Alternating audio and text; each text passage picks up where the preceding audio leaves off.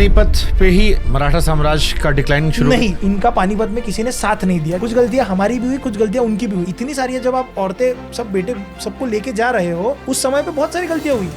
मल्हार राव होकर पानीपत से वापस आ गए थे क्योंकि उनको ये लग रहा था कि यार पेशवा जिस तरह से बिहेव कर रहे हैं इस समय पे, ये this is not right, this is not even correct.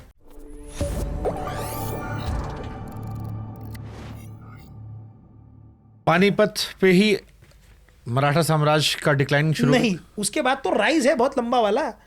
Panipat में हमारी गलतियां ये हुई कि जब हमें पूरा नॉर्थ ये बता रहा था कि आप डायरेक्टली कॉन्फ्लिक्ट में मत जाओ, आपको एक तो डायरेक्ट बड़े पैमाने पे युद्ध करना नहीं आएगा। ठंडी का समय था, 14 जनवरी का वो समय था। इनके पास में वो कपड़े भी नहीं थे, किले के अंदर ये लोग घिर चुके थे, यमुना क्रॉस नहीं करनी चाहिए इनको बताया गया था। इतनी सारी अपना लवा जवा यानी कि सारी औरतें सारे के सारे लेके ये लोग गए थे वहां पे। तो ठंडी के दिनों में डायरेक्ट अटैक मत करो, बहुत सारी चीज़ें राजा सूरजमल ने भी इनको बताई थी। अब ये सारी चीज़ें बताई जाती है कि इनका पानीपत में किसी ने साथ नहीं दिया, जो कि सही। मुझे ऐसा लगता है कि यार समझो, दो बात समझो, कुछ गलतियां हमारी भी हुई, कुछ गलतियां उनकी भी हुई। इतनी सारी है, जब आप औरतें सब बेटे सबको लेके जा रहे हो, उस समय पे बहुत सारी गलतियां हुई। मल्हार राव होकर पानीपत से वापस आ गए थे क्योंकि उनको ये लग रहा था कि यार पेशवा जिस तरह से बिहेव कर रहे हैं इस समय पे, ये this is not right, this is not even correct. क्योंकि इतनी औरतें अगर आप लेके जा रहे हो, तो मल्हार राव होळकर के ऊपर, इतना बड़े मल्हार राव होळकर जो बाजीराव के राइट हैंड कहे जाते थे, राइट हैंड लेफ्ट हैंड, उनको औरतें संभालने की रख दिया गया। तो मल्हार राव वहां से वापस आ गए। और मल्हार राव का स्टेटमेंट है, अगर पानीपत पेशवा जीत जाते तो हमें तो जिंदगी भर इनकी चाकरी करनी पड़ी होती थी। तो जो इज्जत बाजीराव के समय पे इन्हें मिलनी चाहिए थी, इज्जत बहुत ज़्यादा ऊपर नीचे हो चुकी थी। कास्टिज्म ने थोड़ा बहुत प्रिवेल कर दिया था वहाँ पे। हम जब हारे, उसके बाद में जब हारे, तो पेशवा में थोड़ा मतलब मराठाओं में एक डाउनफॉल वहाँ पे दिख रहा है, लेकिन उसके बाद में हमारा राइज है। ऐसा नहीं है कि नहीं है, अच्छे खासे पैमाने पे हमारा राइज हुआ है। इसके बाद फिर कहानी कहाँ जाती है महाराज, फिर एंड कहाँ जाता है? इसके बाद में देखो, इसके बाद में क्या हुआ, इसके बाद में 4 अलग अलग चीजें बनी, जैसे कि नागपुरकर भोसलेस है ना। अब ऐसे एक नागपुरकर भोसलेस के बारे में भी 2-3 चीजें बाद में मैं क्लियर कर, अगर पूछो तो मैं क्लियर कर दूंगा। नागपुरकर भोसलेस, इंदौर के होळकर्स, सयाजीराव गायकवाड़ ऑफ बड़ौदा एंड पुणे में पेशवा, गद्दियां बट गई, सब अपने अपने हिसाब से काम करेंगे। अब इसमें कांड ऐसा हुआ कि इनके आपस में ही झगड़े होना शुरू हो चुके थे। शिंदेज अटैक कर रहे हैं पेशवास पे, पेशवास अटैक कर रहे हैं गायकवाड़ पे, और उसमें भी पेशवा बाजीराव दूसरा, वो तो भाई पूरा अय्याश आदमी था, उसके बारे में कोई अच्छा नहीं लिखता है। उसने ट्रीटी साइन कर ली अंग्रेजों के साथ में। आई थिंक वहीं से सब अच्छा, बात ऐसी नहीं है कि पूरी की पूरी जो आरोप है उस पे जाएंगे, गलतियां सभी की हुई थी वहां पे, चारों की। अगर बट आई थिंक वो ट्रीटी से ही शायद मराठा डाउनफॉल, मेन डाउनफॉल जो है वहीं से शुरू हुआ है, मेन डाउनफॉल वहीं से शुरू हुआ है। लेकिन ट्रीटी साइन करने से पहले आपको 2-3 चीजें और समझनी होगी। आपस में झगड़े शुरू क्यों हो रहे हैं आपके? आप शिवाजी महाराज के बंदे हो यार। किन व्यक्तियों ने, आप अपने आप को ऊपर रख रहे हो स्वराज्य के ऊपर। स्वराज्य का मतलब क्या था? स्वयं का राज्य, हर व्यक्ति का राज्य। यहाँ पे आप अपने आप को मेन ये दे रहे हो। So that treaty happened and there are many reasons. इसके ऊपर एक और अलग से पॉडकास्ट हम करेंगे किसी दिन, पानीपत को लेके। मतलब बाजीराव पेशवा जी के डेथ के बाद वहां से लेके पूरा आखिरी, मैं अगर आप बुलाओ तो मैं बिल्कुल करूंगा, आपके साथ बिल्कुल करूंगा ये पॉडकास्ट।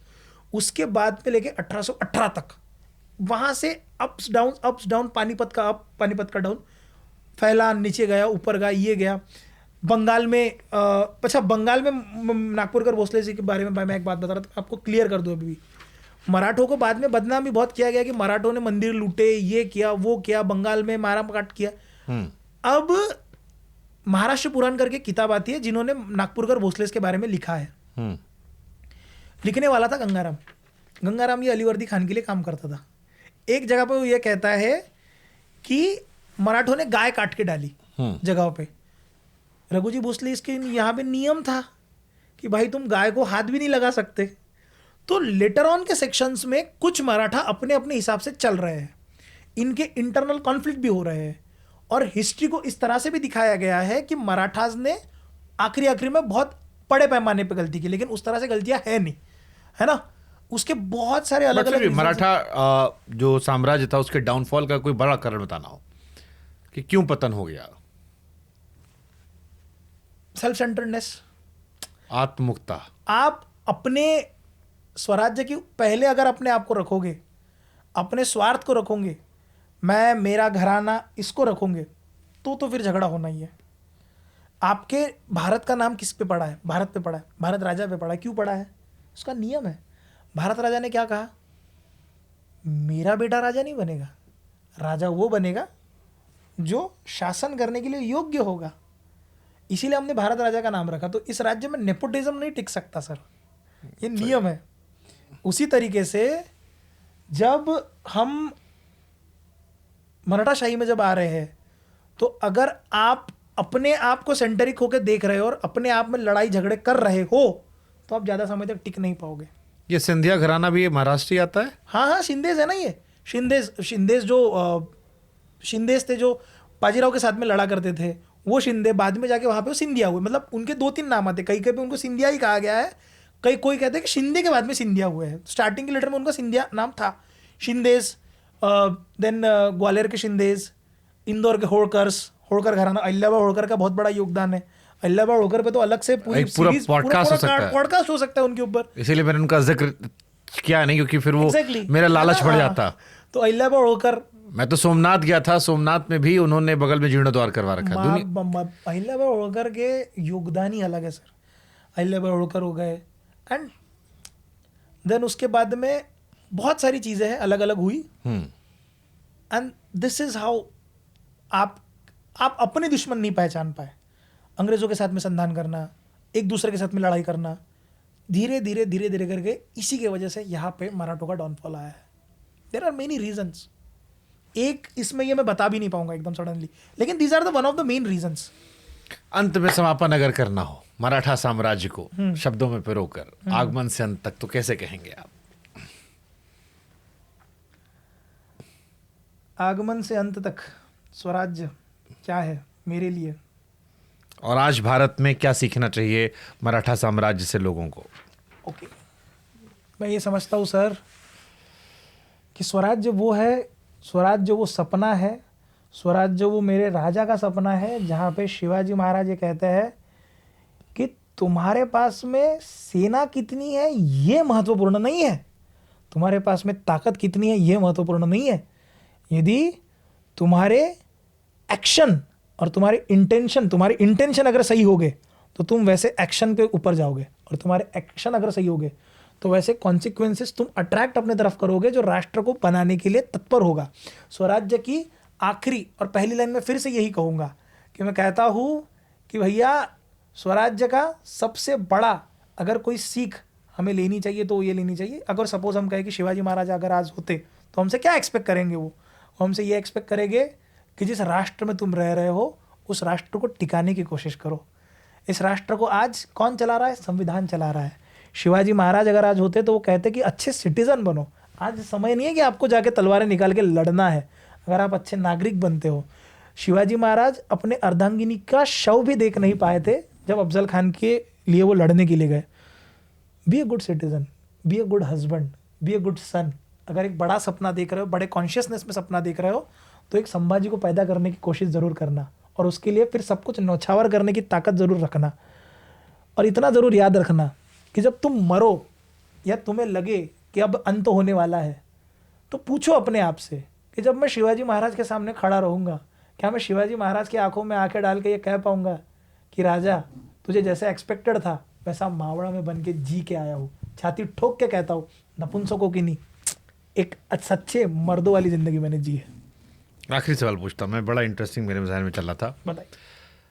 अगर मराठा साम्राज्य से किसी एक इतिहास के हिस्से को ठीक करना होता, बदलना होता, हाइपोथेटिकल सवाल है, तो वो क्या होता? शाहजी राजे भोसले से बगावत करवा के उस टाइम साम्राज्य लाना, शिवाजी महाराज को और लंबी उम्र देना, संभाजी महाराज जो धोखे से पकड़ाया गया उन्हें, उस धोखे को रोक देना, बाजीराव के दौर में जो कुछ गलतियां हुई उसको देखना, या फिर अंत में जो ट्रीटी साइन की गई अंग्रेजों से वो रोक देना। मैं हमेशा एक बात कहता हूँ, ये बात बच्चों को सिखाता हूँ। मुझे अगर कोई एक चीज़ सुधारनी पड़े मराठा साम्राज्य में, तो क्या सुधारूंगा? मैं कुछ भी नहीं सुधारना चाहूँगा, मैं नहीं सुधारूंगा सर, क्यों नहीं सुधारूंगा? मैं ये समझता हूँ कि जो हुआ वो नियति थी, नियति आपसे चाहती थी। शायद हम लोग शिवाजी महाराज को डिजर्व नहीं करते थे, हम लड़ने लगे ना, हम शायद शिवाजी महाराज को डिजर्व नहीं करते थे, इसलिए नियति ने कहा कि तेरा काम हो चुका है तो जा अब। शायद हम लोग संभाजी महाराज को डिजर्व नहीं करते थे, इसलिए कहा कि हो गया है। शायद हम लोग बाजीराव को डिजर्व नहीं करते थे, तू जा। मैं ये समझता हूँ कि कुछ चीज़ मराठा साम्राज्य की और स्वराज्य की अगर मैं सुधारना चाहूँगा तो मैं समझता हूँ कि स्वराज आज भी जीवित है, मेरे अंदर जीवित है, आपके अंदर जीवित है। तो अगर मैं किसी एक चीज़ को सुधारना चाहूँ तो मैं अपने आप को सुधारना चाहूँगा, मैं लोगों को सुधारना चाहूँगा। और शिवाजी महाराज के बारे में मराठी में हम लोग एक कहावत कहते हैं कि राजे तुम ही परत है, कि राजा तुम परत आओ, समाज को तुम्हारी ज़रूरत है। तो मैं कहूँगा कि नहीं राजे, आप जाओ वहाँ रहो, आपने अपना कर्तव्य बता दिया है, अब हमारी जिम्मेदारी है कि हम अपना कर्तव्य निभाएं। तो स्वराज्य में अगर एक कोई चीज़ मैं सुधारना चाहूँ तो वो मैं अपने भीतर के स्वराज्य को सुधारना चाहूँगा, ना कि उस स्वराज्य को सुधारना चाहूँगा जो हो चुका है। जाते जाते आखिरी सवाल, एक मराठी व्यक्ति के लिए, एक भारतीय व्यक्ति के लिए कौन है छत्रपति शिवाजी महाराज? छत्रपति शिवाजी महाराज सर हमारे लिए ईश्वर से पहले है। अगर महादेव और स्वराज शिवाजी महाराज मेरे सामने आ जाए, महादेव आराध्य है मेरे, लेकिन महादेव और शिवाजी महाराज मेरे सामने आ जाए तो मैं महादेव से कहूँगा रुको, मुझे उनके पैर पहले पड़ना है। क्योंकि आप अपने माँ के गर्भ में थे और आपके माँ के गर्भ में रहते हुए आपने अपने माँ के गर्भ से 9 महीने तक उस ईश्वर को देखा था। तो आज महाराष्ट्र में हम अपने ईश्वर को जो पूज पाते हैं, वरना हम तो सब आज किसी और धर्म के होते, तो आज हम जिस ईश्वर को पूज पाते हैं, जिस व्यक्ति ने हमारे लिए धर्म बचाया, वो व्यक्ति हमारे लिए छत्रपति शिवाजी महाराज है। तो इसीलिए मैं हमेशा कहता हूँ कि आज भी दिवाली में हमारा पहला दिया छत्रपति शिवाजी महाराज को लगता है, क्योंकि जिसके वजह से हमारे देवालय के देव बचे वो हमारे लिए छत्रपति शिवाजी महाराज है। बहुत सुंदर, मतलब जय भोलेनाथ, जय छत्रपति शिवाजी महाराज। जय शिवाजी, जय भवानी। आनंद आ गया, मुझे आनंद आया। मुझे लगता है कि लोगों के लिए एक ऐतिहासिक रहेगा, लोग भी मराठा हिस्ट्री को समझेंगे और उम्मीद करते हैं कि चैप्टर 2 में जल्द मुलाकात होगी। बिल्कुल बिल्कुल, जल्द मिलते हैं। जय शिवाजी। जय शिवाजी, जय भवानी। जय भवानी।